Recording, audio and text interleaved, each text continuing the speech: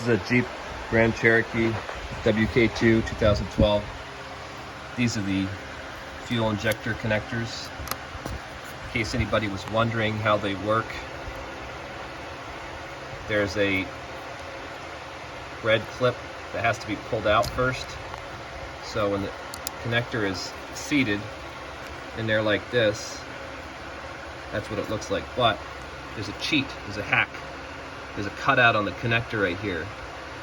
So that little black piece here, see how I can push that back?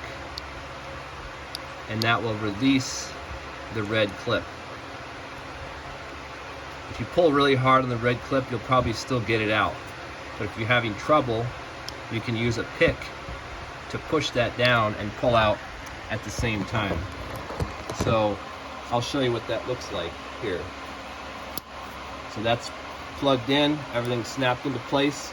Now if I try to pull on that red clip, you'll see that maybe it doesn't want to come.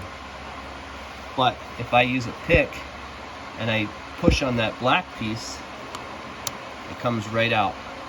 And then you just push down on this clip and it comes out.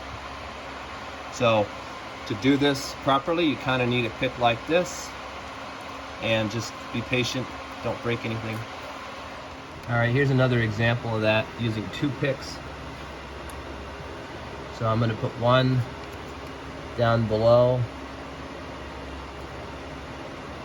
and one on top. And you can apply a light pressure to the top one, and then once you find the spot in the bottom, the magic push point, the red piece should be much easier to get out. See how that just came right up?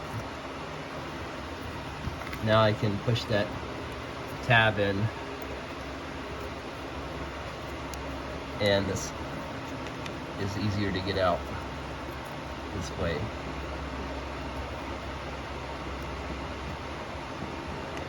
They don't make it easy though.